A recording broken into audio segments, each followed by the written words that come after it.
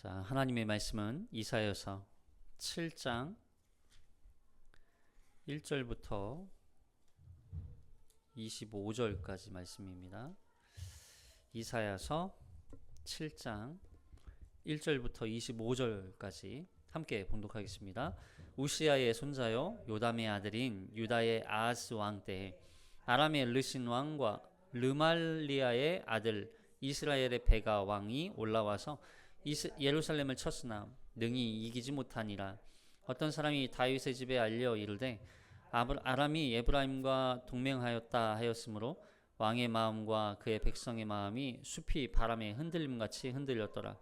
그때 여호와께서 이사야에게 이르시되 너와 내 아들 스알 야숲은 윗못 수도 끝 세탁자의 밭 큰 길에 나가서 아하스를 만나 그에게 이르기를 너는 삼가며 조용하라. 르신과 아람과 르말리아의 아들이 심히 노할지라도 이들은 연기나는 두 부식갱이 그루터기에 불과하니 두려워하지 말며 낙심하지 말라. 아람과 에브라임과 르말리아의 아들이 악한 꾀로 너를 대적하여 이르기를 우리가 올라가 유다를 쳐서 그것을 쓰러뜨리고 우리를 위하여 그것을 무너뜨리고 다부엘의 아들을 그 중에 세워 왕으로 삼자 하였으나 주 여호와의 말씀이 그 일은 서지 못하며 이루어지지 못하리라. 대저 사람의 머리는 다메섹이요 다메섹의 머리는 르신이며 65년 내에 에브라임이 패망하여 다시는 나라를 이루지 못할 것이며 에브라임의 머리는 사마리아요 사마리아의 머리는 르말리아의 아들이니라. 만일 너희가 굳게 믿지 아니하면 너희는 굳게 서지 못하리라 하시니라. 여호와께서 또 아하스에게 말씀하시되 너는 내 하나님 여호와께 한 징조를 구하되 깊은 데에서든지 높은 데에서든지 구하라 하시니 아하스가 이르되 나는 구하지 아니하겠나이다 나는 여호와를 시험하지 아니하겠나이다 한지라. 이사야가 이르되 다윗의 집이여 원하건대 들을지어다. 너희가 사람을 괴롭히고서 그것을 작은 일로 여겨 또 나의 하나님을 괴롭히려 하느냐. 그러므로 주께서 친히 징조를 너희에게 주실 것이라. 보라 처녀가 잉태하여 아들을 낳을 것이요 그의 이름을 임마누엘이라 하리라. 그가 악을 버리며 선을 택할 줄 알 때가 되면 엉긴 젖과 꿀을 먹을 것이라. 대저 그 아이가 악을 버리며 선을 택할 줄 알기 전에 내가 미워하는 두 왕의 땅이 황폐하게 되리라. 여호와께서 에브라임이 유다를 떠날 때부터 당하여 보지 못한 날을 너와 내 백성과 내 아버지 집에 임하게 하신 일이 곧 아수르 왕이 오는 날이라. 그날에는 여호와께서 애굽 하수에서 먼 곳의 파리와 아수르 땅의 벌을 부르시니 다 와서 거친 골짜기와 바위 틈과 가시나무 울타리와 모든 초장에 앉으리라. 그날에는 주께서 하수 저쪽에서 세네어 온 삭도 곧 아수르 왕으로 내 백성의 머리털과 발털을 미실 것이요 수염도 깎으시리라. 그날에는 사람이 한 어린 염소와 두 양을 기르리니 그것들이 내는 젖이 많음으로 엉긴 젖을 먹을 것이라. 그 땅 가운데 남아있는 자는 엉긴 젖과 꿀을 먹으리라. 그날에는 1000그루의 은 1000개의 가시가 있는 포도나무가 있던 곳마다 찔레와 가시가 날 것이라.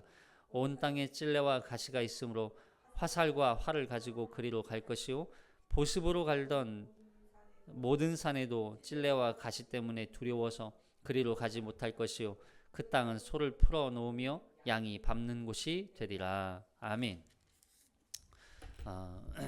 오늘은 우리가 성탄절을 이제 준비하며 또 기다리며 과연 우리는 성탄절을 어떻게 또 기다리고 또 어떻게 맞이해야 하는지 또 우리의 기쁨이 도대체 어떤 기쁨인지를 우리가 또 다시 한번 또 살펴보기를 원합니다. 특별히 오늘 이제 이사야서 7장 그리고 또 다음 시간에 8장 또 성탄절의 9장 말씀을 통해서 우리 놀라운 그 하나님의 구원의 계획, 하나님의 구원의 약속, 예수 그리스도 어린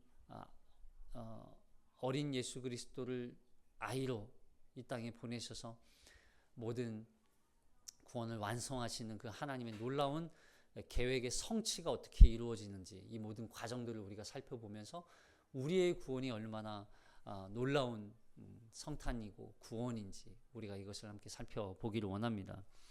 먼저 이사야서 7장을 보면 이 7장의 배경을 먼저 좀 설명드리면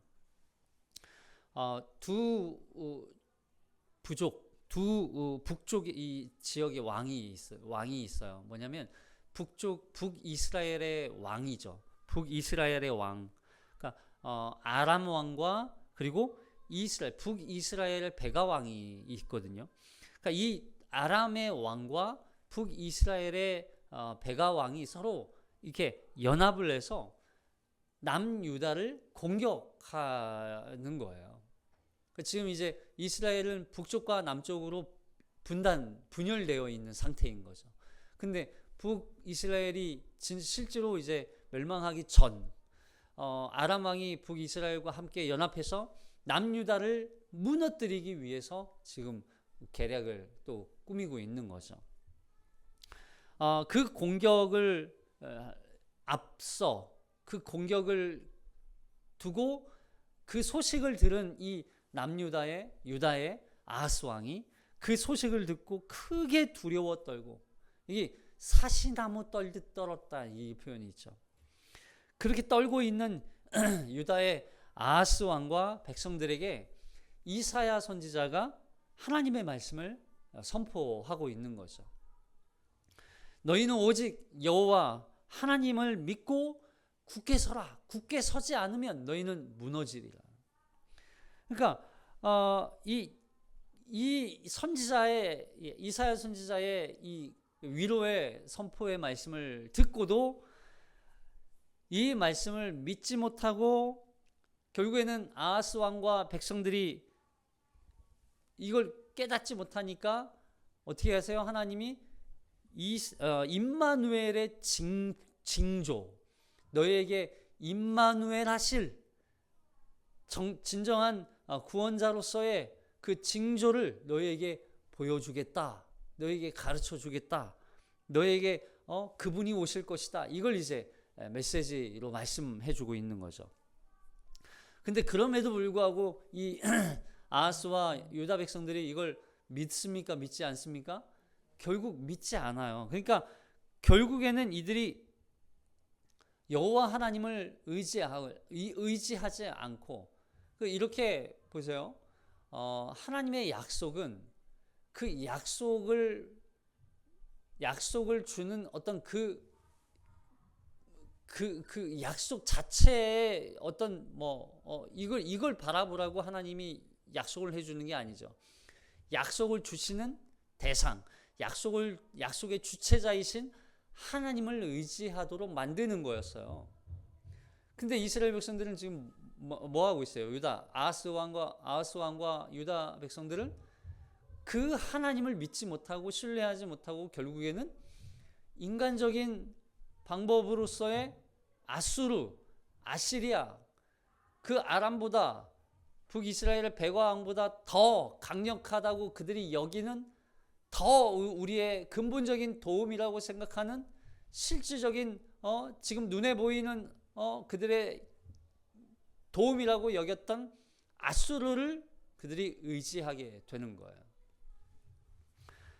그런 아하스와 유다 백성들에게 오히려 하나님은 그들이 의지했던 그 아수르에 의해서 오히려 더 황폐하게 되고 극심한 고통을 받게 된다는 말씀을 지금 이 본문을 통해서 말씀해 주고 있는 거예요. 그러면 결국 이 이스라엘 백성들, 아하스와 유다 백성들이 이걸 돌이키고 깨닫고 임마누엘 하시겠다고 약속하셨던 그분의 약속을 붙들고 하나님을 신뢰하는 게 그들의 신앙의 돌이키는 유일한 방법이 되는 거죠. 자, 그런 차원에서 이 이사야서 7장이 앞부분에 어떤 말씀이 있냐면, 말씀 보면 이사야서 6장 13절에 이사야서 6장 13절 시작. 그 중에 10분의 1이 아직 남아있을지라도 이것도 황폐하게 될 것이나 밤나무와 상수리나무가 배임을 당하여도 그 구루터기는 남아있는 것 같이 거룩한 씨가 그 그 땅에 그루터기가 하시더라. 예. 자, 이게 앞서서 자, 6장이 계속 어떻게 시작되냐면 우시아 왕, 그러니까 6장에서는 우시아 왕이 있어요. 우시아가 남유다의 왕이 돼요. 그리고 52년 동안 통치하다가 죽음을 맞이하죠. 그 시기에 요담, 그러니까 항상 하나님은 남유다도 마찬가지, 북이스라엘도 마찬가지지만 그 왕의 죽음이 근원이 항상 죄였다는 걸 그들이 하나님을 신뢰하지 않고 하나님을 의지하지 않는 결과가 항상 드러나죠. 그게 결국에는 그 일로 인하여서 이스라엘 백성들이 이 남유다가 또다시 황폐하게 될 것을 말씀하세요. 근데 그렇게 황폐하게 될 것이나 밤나무와 상수리 나무가 배임을 당하여도, 그러니까 이게 배임을 당했다, 이거 잘렸다, 이건 누구입니까? 결국 유다죠. 유다 백성들이죠. 그 유다가 배임을 당하여도 그 나무가 잘렸어도 뭐가 남아요? 그루터기가 남아요. 그루터기는 밑에 남아있는 뿌리, 그리고 일부분이에요. 밑에 밑둥. 그 그루터기가 남아있는 것 같이 거룩한 씨가 그 땅에 그루터기니라. 그럼 여기서 말하는 그 거룩한 씨, 이거는 뭘 의미할까요? 남아있는 것들이에요. 남아있는 것들. 그러면 어떤 씨예요? 이 남아있는 거룩한 씨라는 건 결국 하나님의 약속을 붙들고 언약의 말씀을 붙들고 그 언약의 말씀에 신뢰하고 순종하는 자들이 되겠죠. 그 거룩한 씨가 이 땅의 그루터기니라. 그 씨를 하나님이 주시겠다는 게요. 여기서 말하는 이 씨가 째라라고 하는 단어인데, 여러분 이 단어가 창세기에 등장했던 단어입니다. 뭐냐면 창세기 3장 15절에 보면 시작. 내가 너로 여자와 원수가 되게 하고 내 후손도 여자의 후손과 원수가 되게 하리니 여자의 후손은 내 머리를 상하게 할 것이요 너는 그의 발꿈치를 상하게 할 것이다. 여기서 말하는 이 여자의 후손이라고 하는 단어가 씨예요. 씨. 그러니까 이 본문 창세기 3장 15절을 우리가 원시복음, 원복음이라고 이야기하거든요. 원복음. 내 후손도 내가 너를 여자와 원수가 되게 하고, 지금 말하는 건 누구를 얘기하는 거예요? 마귀. 내 후손도 여자의 후손과 원수가 되게 하리니 여자의 후손은 그 여자의 씨가 내 머리를 상하게 할 것이요 머리를 상하게 할 것이다. 마귀의 원수, 사탄 마귀의 머리를 깨뜨리겠다는 그 원시적 복음인 거죠. 그 여자의 후손이, 그 씨가. 그래서 원래는 이 씨라고 하는 단어, 원래는 씨가 남자 씨 아닙니까? 근데 남자의 후손이라고 써야 되는데 여기서 여자의 후손이라고 써요.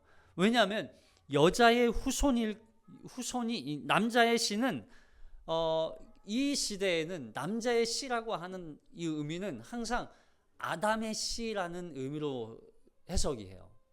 아담의 씨, 그러니까 아담의 범죄한, 아담의 타락한 본성과 본능을 가지고 절대적인 그 타락한 인간으로서의 모든 본성이 이렇게 계속 이어져 내려오는. 그러니까 남자의 씨는 구원자로서 어떤 역할을 감당할 수 있는 대상이 될 수 있어요, 없어요? 자격이 돼요, 못 돼요? 못 돼요. 그러니까 남자의 씨가 아닌 여자의 씨를 통해서, 그 여자의 씨라는 얘기는 여자 스스로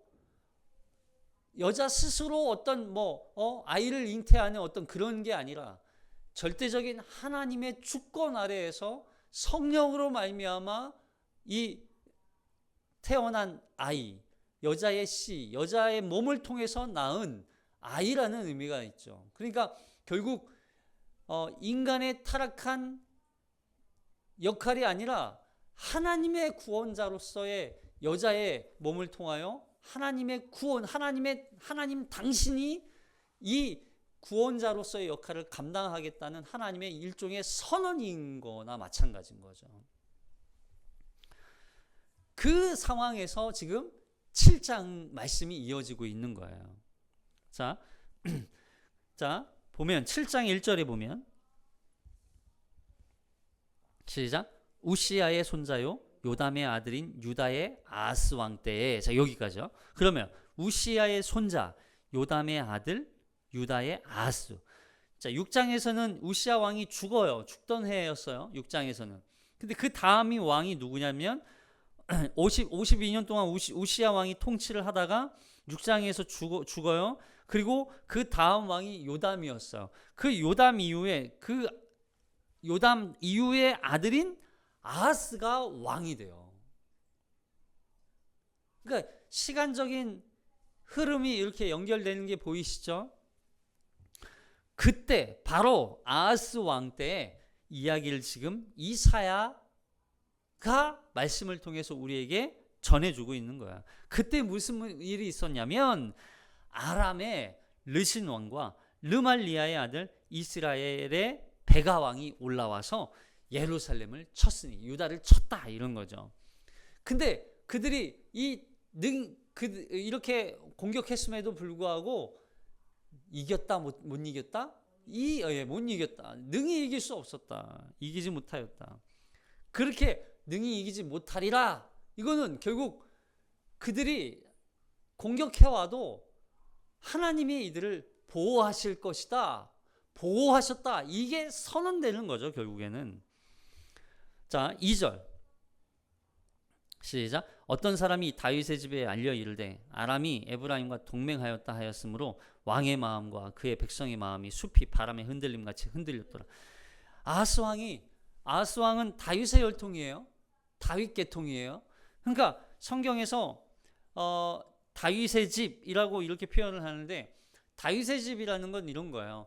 다윗의 언약을 계속 하나님의 언약을 이어받아 그 계보로 계통으로 다윗의 가문으로 연결되어져 그 하나님의 언약을 기억하고 그 언약을 지키며 그 언약을 또 지키기 위해서 살다 보면 거룩하게 구별되게 그리고 하나님의 말씀에 순종하는 그 가문, 그 집 이런 의미가 이 안에 담겨 있어요. 그런 아하스는 하나님의 언약을 기억하고 그 하나님을 신뢰하고 그 말씀대로 순종해야 할 역할을 감당해야 했던 인물이 바로 아하스였단 말이에요. 근데 아하스가 그러지 못하고 있었다는 걸 고발하고 있는 거죠. 자, 근데 그 아하스가 하나님이 아하스를 누구를 만나게 하시냐면 이사야를 만나게 하세요. 자, 3절 시작. 그때 여호와께서 이사야에게 이르시되 너와 내 아들 스알 야숲은 윗못 수도 끝 세탁자의 밭 큰 길에 나가서 아하스를 만나 그에게 이르기를 너는 삼가며 조용하라. 르신과 아람과 르말리아의 아들이 심히 노할지라도 이들은 연기나는 두 부직갱이 구루터기에 불과하니 두려워하지 말며 낙심하지 말라. 아람과 에브라임과 르말리아의 아들이 악한 꾀로 너를 대적하여 이르기를 우리가 올라가서 유다를 쳐서 그것을 쓰러뜨리고 우리를 위하여 그것을 무너뜨리고 다부엘의 아들을 그 중에 세워 왕으로 삼자 하였으나 주 여호와의 말씀이 그 일은 서지 못하며 이루어지지 못하리라. 대저 아람의 머리는 다메섹이요 다메섹의 머리는 르신이며 65년 내에 에브라임이 패망하여 다시는 나라를 이루지 못할 것이며 에브라임의 머리는 사마리아요 사마리아의 머리는 르말리아의 아들이니라. 만일 너희가 굳게 서지 아니하면 너희는 굳게 서지 못하리라 하시니라. 이런 거예요. 자, 이 아하스에게 와서 이사야에게 하나님이 아하스에게 말씀하지 않아요. 이사야에게 말씀하세요. 이사야야 가서 너는 너의 아들 이사야에게는 스알 야숲이라고 하는 아들이 있고요. 그리고 또 하나의 아들이 있어요.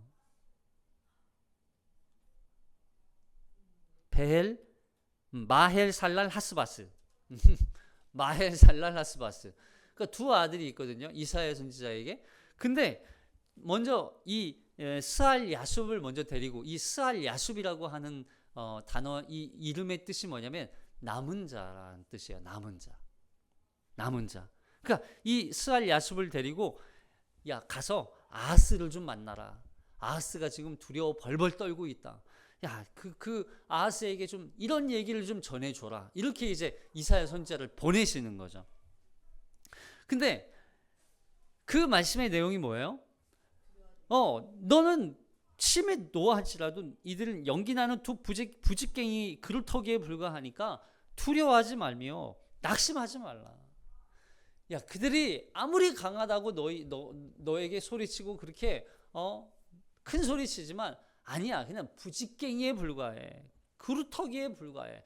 아무것도 아니야. 근데 그들이 실제로 그런 게 아니라 하나님이 하나님 앞에 서 보니까 그들은 아무짝에도 쓸모없는 아무것도 아니라는 걸 그들이 이 아하스에게 하나님이 말씀으로 가르쳐 주고 있는 거죠.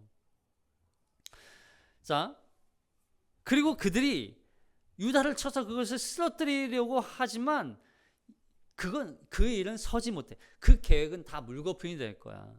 아무것도 그들은 이루는 것도 없고 아무 일도 할 수 없는 존재들이야. 걱정하지 마 라고 말씀하시는 거야. 그러면서 야, 그들은 어차피 북이스라엘은 65년 후에 멸망할 거야 이렇게 말씀하죠. 실제로 이 북이스라엘이 멸망하잖아요. 먼저 멸망해요. 유다보다. 그러니까 너희는 내 이야기를, 내 말을 굳게 믿지 않으면, 여기서 말하는 이 굳게 믿는다라고 하는 단어는 결국 누구를 믿으란 얘기예요? 하나님 여호와 하나님을 믿으란 얘기예요. 그 여호와 하나님을 믿지 않으면 너희는 굳게 서지 못하리라. 여러분, 굳게 믿지 아니하면 굳게 서지 못하리라. 그럼 이게 우리의 신앙의 결론 아닙니까? 우리가 하나님을 믿는다고 하면서 실제로 하나님의 말씀을 믿지 않으면 우리는 서지 못한다는 얘기예요. 지금 현 시대를 바라보십시오. 지금 세상이 어떻게 돌아가는지, 지금 뭐 정치, 경제, 사회, 문화, 정치 난리예요. 이 상황에서 우리가 하나님을 믿지 않으면 살 수 있겠습니까? 결코 우리는 설 수 없어요. 믿음으로 살아가는 게 얼마나 더 어려운 세상인지 모르겠어요. 점점 더 어려워요. 점점 더 어려워. 하나님의 말씀 앞에 바른 신앙을 가지고 바른 성경관과 바른 신학 위에 서서 정말 하나님의 영광을 위해 하나님께서 맡겨준 그 자리에서 정말 어떻게 살아야 되는지 너무나 막막한 시대가 이 시대. 그럼에도 불구하고 그 하나님의 우리에게 주신 다른 건 다 제쳐두더라도 정말 하나님을 믿지 못한다는 거. 참 요즘 이 시대를 바라보면서 너무나 안타까워요. 너무나 안타까워요. 누가 잘했다 잘못했다 이런 얘기를 하는 게 아니라 우리가 좀 도대체 뭘 믿고 사는 거예요. 여러분, 이게 굳게 믿는다라고 하는 이야기가 단순히 나는 그렇게 그냥 하나님 교회만 열심히 다니고 기도만 열심히 하면 되겠지, 이게 아니에요. 믿는 대로 사는 거예요. 믿는 대로 살지 않으면 우리는 설 수 없다는 얘기를 하는 거예요. 아하스가 어떤 인물이에요? 다윗의 가문 사람이에요. 그럼에도 불구하고 하나님의 약속을 그가 실제적으로 삶 가운데 그 약속을 붙들지 않아요. 믿지 않아요. 그러니까 어떻게 됩니까? 막 어떤 문제, 어려움이 생기면 막 사시나무 떨듯 그냥 떠는 거예요. 지금 현 상황도 보십시오. 탄핵 한번 터지니까 막 사람들이 사시나무 떨듯 떨잖아요. 두려워서. 이 나라야 이게 이러면서. 여러분, 이게 잘했고 잘못했고를 떠나서 도대체 우리가 어디 위에 서 있어요? 모래 위에 서 있는 그런 이미 무너지고 있는 그런 세상 가운데서 어떻게 살 거예요? 어떻게 설 거예요? 우리는 하나님을 믿지 않으면 안 돼요. 하나님을 신뢰하지 않으면 살 수 없는 거예요. 자, 그런데 아하스가 뭔가 좀 반응이 그래요? 그렇군요. 그럼 그 하나님 말씀 위에 굳게 서야 되겠네요. 내가 하나님 말씀을 좀 믿을게요. 좀 어떻게 하면 돼요? 막 이래야 되는데 아하스 반응이 이게 시큰둥해요. 그러니까 아하스에게 징조를 구하라고 하나님이 말씀하세요. 자, 여기 10절. 시작. 여호와께서 또 아하스에게 말씀하여 이르시되 너는 내 하나님 여호와께 한 징조를 구하되 깊은 데에서든지 높은 데에서든지 구하라 하시니 아하스가 이르되 나는 구하지 아니하겠나이다. 나는 여호와를 시험하지 아니하겠나이다 한지라. 아니, 하나님이 오셔가지고 하나님이 말씀하시는 거야. 야, 징조 구해. 징조 보여줄게. 아니, 하나님이 징조 구하라고 직접 말씀하시는 게 이 본문 말고 또 어디 있어요? 오히려 인간 편에서 하나님 징조를 좀 주세요. 기드온처럼 징조를 좀 보여주세요. 내가 하나님 말씀하시는 게 어떤 확실한 증거를 좀 보고 싶어요. 인간 편에서 막 들이밀어야 되는 거 아니에요? 근데 아하스는 안 그래요. 오히려 하나님이 나타나셔서 야, 징조 구해봐. 내가 그 징조 보여줄게. 내 말 믿어. 제발 좀 믿어봐. 이러는 거예요. 왜 안 믿어? 안 믿어져? 그러니까 하나님 너무 답답하신 거죠. 근데 여러분 보세요. 자, 12절에 아하스가 이르되 나는 구하지 아니하겠나이다. 우와, 여러분 이거 보이면 아하스가 믿음이 좋아 보이죠. 나는 여호와를 시험하지 아니하겠습니다. 이렇게 보이잖아요. 우와, 하나님이 시험하지 말라 말씀하셨잖아요. 십계명에. 단순히 이게 순종의 개념이 아니란 말이죠. 자, 그러면 뭘까요? 보세요. 아하스가 저는 안 구해도 돼요. 하나님, 저는 다 하나님 말씀대로 이루어질 걸 믿어요. 이런 말씀이 있는 것처럼 보이지만 아하스가 믿음이 너무 좋아서 안 구하는 게 아니라 아하스는 지금 그 하나님의 말씀 자체를 믿지 않는 거예요. 이사야가 하는 말도 믿지 않고 하나님을 믿지도 않고. 그러니까 결국 보세요. 하나님, 야, 징조 보여줄게. 그러니까 징조를 구해라. 그것도 너 순종해야지. 이게 이런 개념이 아니라 하나님이 과연 그런 일 하시겠어요? 북이스라엘 어쩌고 저쩌고 쳐들어와도 하나님 지켜주시겠다고요? 아니에요. 하나님은 안 하실 거예요. 하나님 그러지 않아요. 제가 뭔 생각하고 있냐면 제 계획은요, 저 강대한 저 아시리아를 불러다가 하나님 우리가 도움 요청하면 돼요. 하나님 괜찮아요. 걱정하지 마. 하나님 가만히 계세요. 하나님 일 안 하셔도 돼요. 저 아수르에게 내가 도움 요청하러 갈게요. 그들이 우리를 지켜줄 거예요. 그들이 우리를 보호해 줄 거예요. 이렇게 얘기하는 거예요. 하나님에 대한 절대적인 불순종이고 불신앙이 여기 안에 담겨 있는 거죠. 이미 아하스는요, 하나님보다 자신이 아수르를 의지하고 있다는 이 마음을 꺾지 않는 거예요. 이미 하나님을 시험하지 않겠다고 말하지만 하나님의 도움 자체를 이미 거절하고 있는 위선적인 태도를 지금 가지고 있는 거예요. 그런데 우리가 이럴 때 많지 않아요? 도와달라고 하나님이 얼마나 우리에게 기다리고 계시겠어요. 근데도 우리는 하나님 앞에 뭘 그렇게 잘났다고 하나님한테 도움 구하지 않아. 나 할 수 있어요, 하나님. 제가 해볼게요. 이럴 때가 있죠. 우리 예수님이 이 땅에 오신 게 우리 스스로 뭔가 문제를 해결할 수 있고 우리 스스로 구원을 이룰 수 있는데도 불구하고 오신 거예요? 예수님이? 아니에요. 절대적으로 불가능한 상황에서 예수님이 아니면 할 수 없는 일이기 때문에 예수님이 오셔야만 했던 거예요. 예수님이 우리를 당신의 십자가로 우리를 끌고 가지 않으면 그럼 우리 스스로 십자가 앞에 죽지 않는다고요. 우리는 얼마나 교만한 존재인지. 예수님이 이 땅에 오셔서 고난받고 십자가에 죽으신 사건을 자꾸 우리는 어떻게 오해하냐면 예수님 죽으셨어요. 예수님이 우리를 대신해서 죽으시고 부활하셨어요. 우리 죄를 사하셨어요. 이게 끝이 아니에요. 예수님은 우리를 어디로 끌고 가세요? 예수님은 우리를 십자가로 끌고 가시는 거예요. 우리는 스스로 십자가로 가지 않아요. 우리는 스스로 죽음의 자리로 가고 싶지 않아 해요. 왜요? 교만하기 때문에. 내 죄가 얼마나 큰지 모른다고요. 내 죄가 얼마나 가증스럽고 하나님의 심판받아야 하는 죄인지 몰라요. 그러니까 십자가로 와라. 십자가로 가자. 그래야 네가 살 수 있어. 십자가만이 우리가 살 수 있는 유일한 길이야. 십자가로 와. 우리를 그래서 끌고 가시는 거예요. 그래서 우리가 십자가에 함께 예수와 함께 못 박히는 거예요.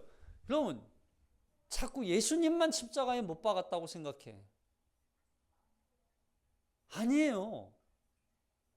우리도 같이 죽었다고요. 십자가에. 나도 같이 십자가에 죽었다고요.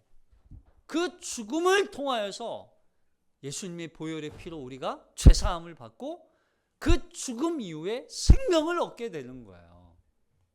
죄사함, 생명. 여러분 이걸 기억하셔야 돼요. 예수님이 우리가 십자가에 죽을 수 있는 존재였으면 하나님이 말씀하셨겠죠. 야 십자가에 죽어. 그래야 구원받을 수 있어. 근데 우리가 안 한다고요. 하나님이 그렇게까지 지금 수도 없이 많은 말씀을 통해서 우리에게 말씀하셨잖아요. 선지자를 통해서도. 그런데도 안 죽어요. 우리가. 안 죽어요. 얼마나 교만하고 얼마나 탐욕스럽고 얼마나 불순종했는지 안 죽어요. 그러니까 어떻게 해요? 예수님을 보내서 예수님이 끌고 가신 우리를 십자가로 끌고 가는 거예요. 그렇게 우리가 십자가에 죽을 때 구원받아요. 자, 그러자 이사야 선지자가 그런 아하스를 책망합니다. 자, 이사야서 7장 13절.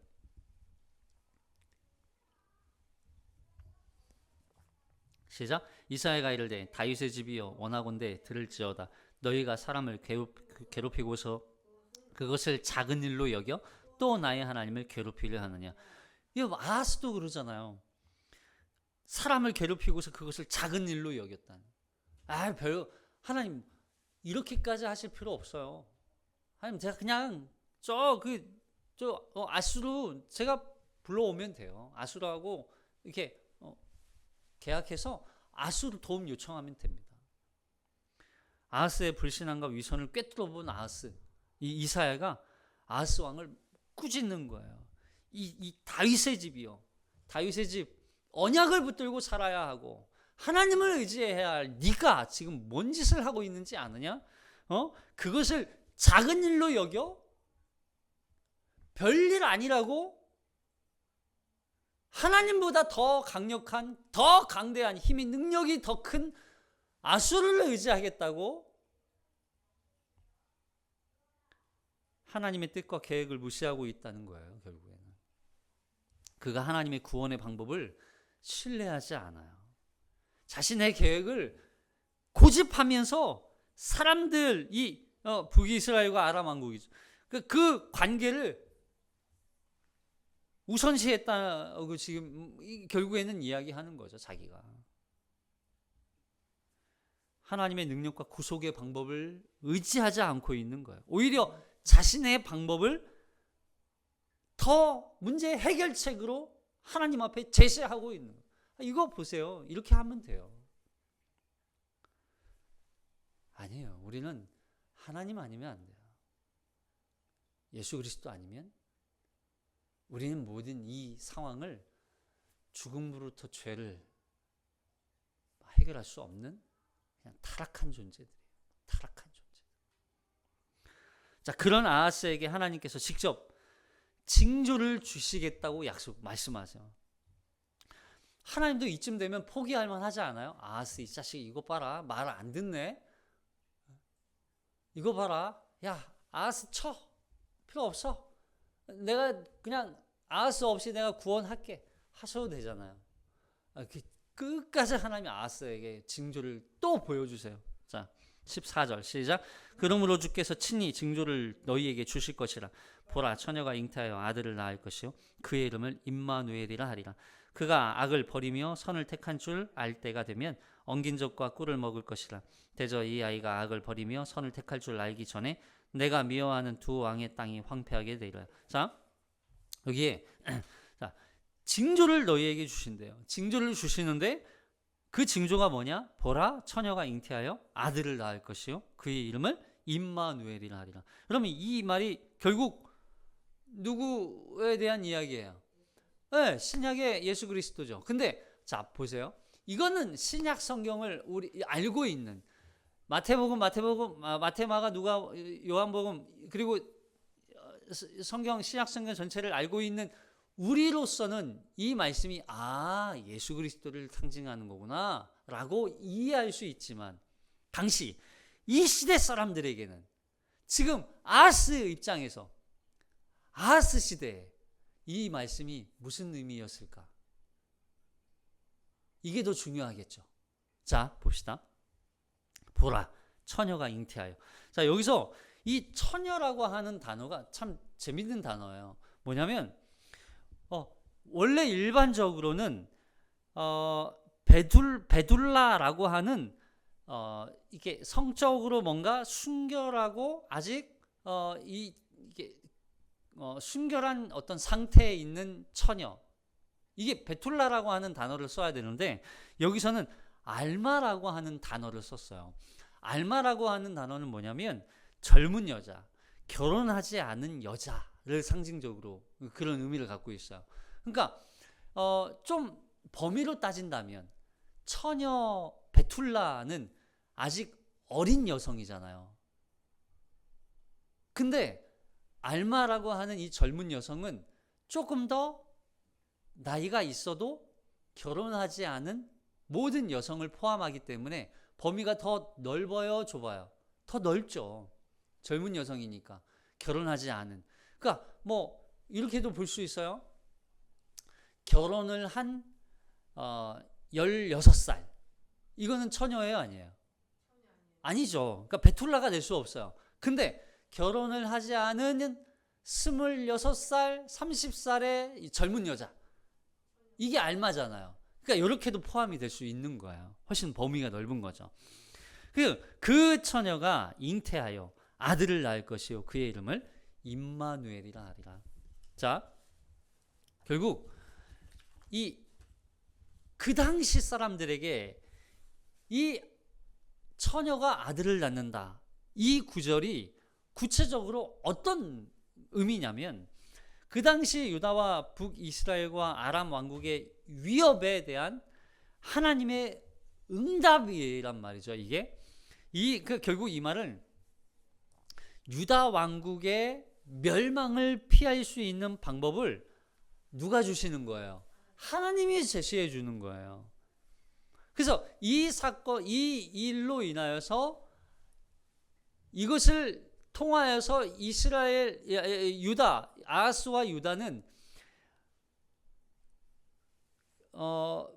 북이스라엘과 아람의 공격으로부터 이 아이를 통하여서 구원하게 될, 건져내게 될 것에 대한 말씀이란 말이죠. 근데 이것이 실제적으로 이걸 아하스와 유다가 믿었다면, 실제로 이걸 자신들에게 하나님이 약속으로 주신 하나님의 징조로 여기고 믿고 이걸 붙들었다면 아마 유다는 멸망하지 않을 수도 있어요. 근데 결과적으로 이들이 이걸 믿지 않은 결과 어떻게 됩니까? 유다도 멸망하게 되죠. 자, 이게 그래서 이 당시 아하스와 유다에게 있어서는 임마누엘, 여러분 이 임마누엘이라고 하는 단어가 무슨 뜻이에요? 임마누엘, 하나님이 우리와 함께 계시다. 그러면 그 아이를 통해서 하나님이 유다와 함께 있다. 그 아이는 결국 누구예요? 하나님이 되는 거죠. 하나님.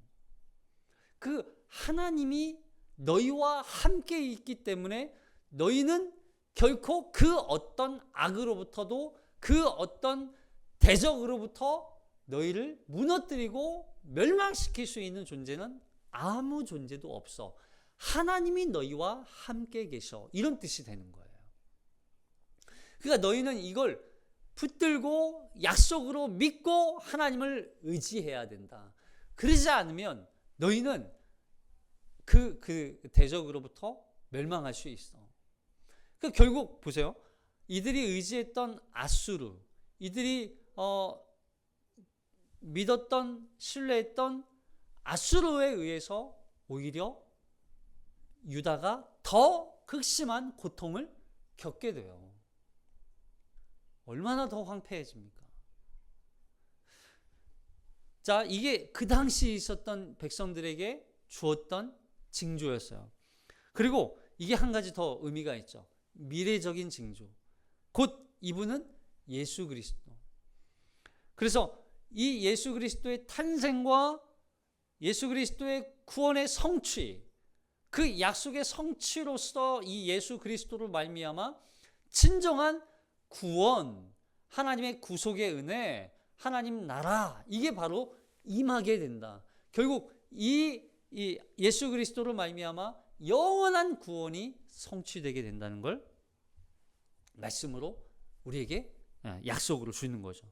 자, 그리고 아하스의 백성들이 의지했던 아수르에 의해서 결국 오히려 황폐하게 되는 사건이 있어요. 자, 봅시다.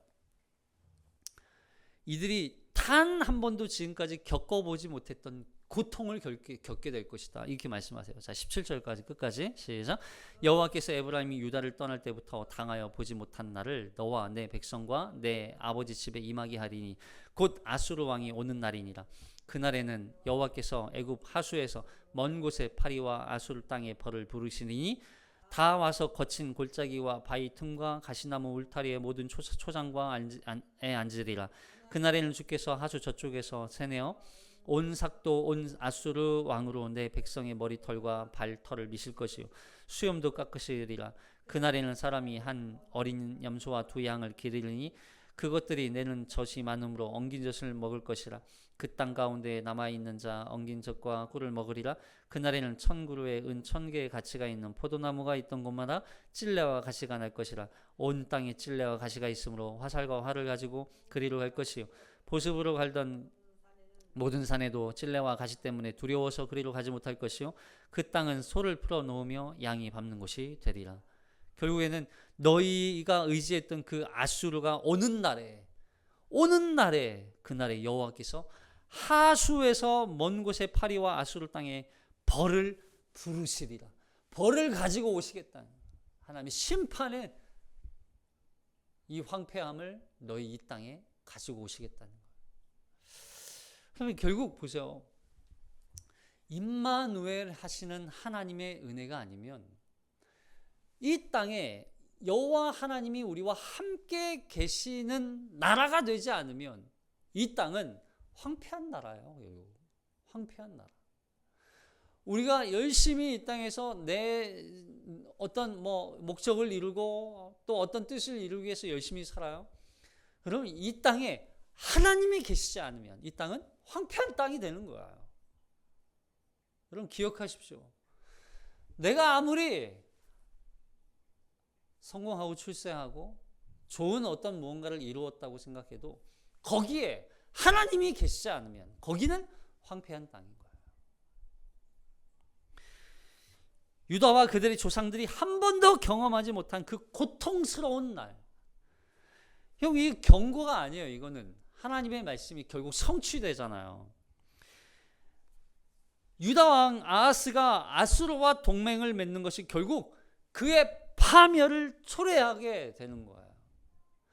우리가 똑같아요. 우리가 이 땅에서 하나님을 신뢰하지 않고 하나님이 우리와 함께 하시는 그 약속을 붙들지 않고 하나님의 뜻대로 순종하지 않으면 이 땅에 결국 내가 의지하고 내가 사랑하고 내가 바라봤던 그 모든 것들이 내 멸망을 초래하게 되는 거예요. 초래하게. 여러분 참 재미있는 말씀이 있어요. 뭐냐면 여기 자 앞서서 이사야를 아하스가 있는 대로 보내시죠. 그때 우리 앞에 읽었던 이 말씀 중에 7장 3절에 보면 3절만 볼게요. 7장 3절만 보면 시작. 그때 여호와께서 이사야에게 이르시되 너와 내 아들 스알 야숲은 윗못 수도 끝 세탁자의 밭 큰 길에 나가서 아하스를 만나. 여기 윗못 수도 끝자 세탁 얘기잖아요. 윗못, 이 윗못 수도라고 하는 데가 뭐냐면 결국 이게 이스라엘의 물이 흐르는 그 곳 중에 물이 모이는 정말 아주 작은 개천이 아주 조그마한 개천. 근데 이곳이 아하스를 만나서 아하스에게 하나님의 징조의 말씀을 전해 주었던 곳이란 말이에요. 근데 그 징조의 말씀을 아하스가 믿고 순종하지 않고 듣지 않고 신뢰하지 않으니까 불순종하니까 결국 그 조그만 개천이었던 조그만한 샘물이었던 이곳이 보세요. 여기 지금 지금 읽었던 17절 말씀해 보면 여호와께서 에브라임이 유다를 떠날 때 당하여 보지 못한 날을 너와 내 백성과 내 아버지 집에 임하게 하리니 아수르 왕이 오는 날이라 그날에는 여호와께서 애굽 하수에서 먼 곳의 파리와 아수르 땅의 벌을 부르시니. 어디에서? 애굽 하수에서. 이스라엘 땅, 이스라엘의 조그만 개천에서 하나님의 말씀이 선포되었어요. 근데 그 말씀을 순종하지 않아요. 듣지 않아요. 그러니까 그들이 의지했던 애굽 땅, 아수르, 애굽 땅에서 애굽 하수에서 하나님의 진노가 쏟아지는 거예요. 보이세요? 결국 아하스는 물이 있었던 그 작은 조그만한 하나님의 그 은혜의 물줄기가 계속 이어지고 있는 그 물이 있는 장소에서 하나님의 은혜를 붙들었어야 돼요. 근데 그걸 걷어차요. 그거 거부해버려요. 하나님의 은혜? 아니야. 나는 은혜 없어도 살 수 있어. 나는 내가 의지하고 내가 살 수 있는 방법이 있단 말이야. 하나님 은혜, 아주 그냥 정말 이 물이 흐른다고 여기지 않을 만큼의 그 물이에요. 이 물이. 연못이, 이 못이 너무 작아요. 근데 그거를 아하스가 아니야, 이 정도 은혜, 좀 표현이 죄송해요. 이딴 은혜 필요 없어. 나는 그거보다 더 강력한 크고 어마어마한 은혜가 있어. 그걸 아수르라고 하는 은혜를 선택하는 거야. 그 순간 어떻게 됩니까? 그 아수르로 인해서 결국 멸망하게 돼. 우리가 그래서 이 땅에 오신 예수 그리스도가 우리에게 가장 작은 고을 베들레헴, 유다 땅 베들레헴, 그 지역을 포함하고 가장 작은 아무도 눈여겨 보지 않는, 아무도 찾아보지 않는, 거기 예수가 나겠어? 구원자가 낫겠어? 라고 여기는 거기에서 구원이 시작되는 거예요. 그걸 붙드는 거예요, 우리는. 하나님의 그 작은 은혜를 붙드는 거예요. 하나님의 그 조그만한 은혜, 그거라도 우리는 그거 없이는 살 수 없습니다라고 고백하는 자들이 하나님의 구원받은 백성이 되는 거예요. 놀랍지 않으세요? 그럼 우리는 때로 너무나 하나님 앞에 교만할 때가 많아요. 그딴 은혜, 그 정도 은혜 가지고, 이거는 이게 무슨 은혜야? 라고. 아니요. 그거 없으면, 그거보다 더 좋은 뭔가 그게 있을 것처럼 보여요?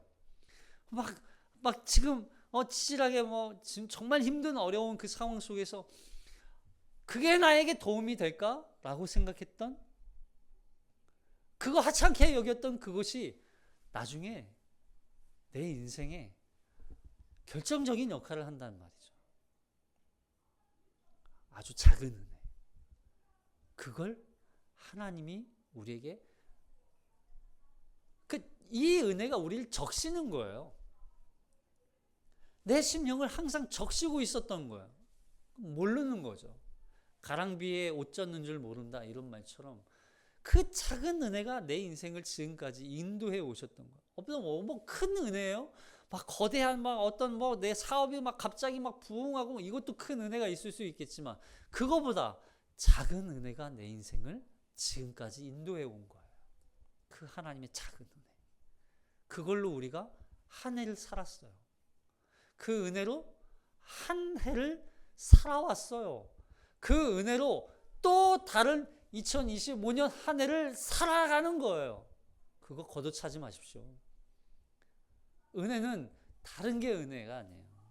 뭐가 큰 은혜 막 내 인생 뭐 건강 뭐 어떤 뭐 취업 어떤 뭐 회사 부흥 뭐 회사가 부자가 되고 돈이 많이 생기고 이게 은혜가 아니에요.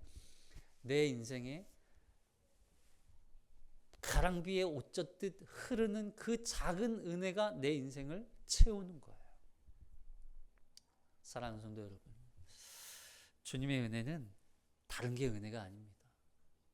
이 땅에 오신 그 누구도 알아주지 않는 십자가에 죽으신 그 죽음으로 말미암아 나도 함께 십자가에 못 박혀 죽고 그 죽음으로 말미암아 내 죄와 영원한 사망으로부터 나를 자유케 하시고 영원한 생명을 주신 그 예수 그리스도가 이 땅에 오신 그 날을 기뻐하고 그 날을 붙들고 살아가는 것.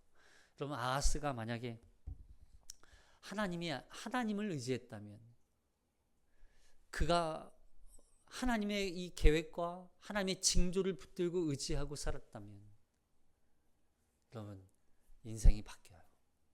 여러분, 우리가 하나님이 주시는 은혜를 붙드는 연습부터 하십시다. 이번 성탄절은 작은 은혜를 붙들고 그 작은 은혜가 내 인생을 어떻게 변화시킬지를 기대하며 소망하며 그 하나님을 신뢰하며 하나님을 바라보고 살아가는 저와 여러분 되기를 주님의 이름으로 축복합니다. 기도하겠습니다.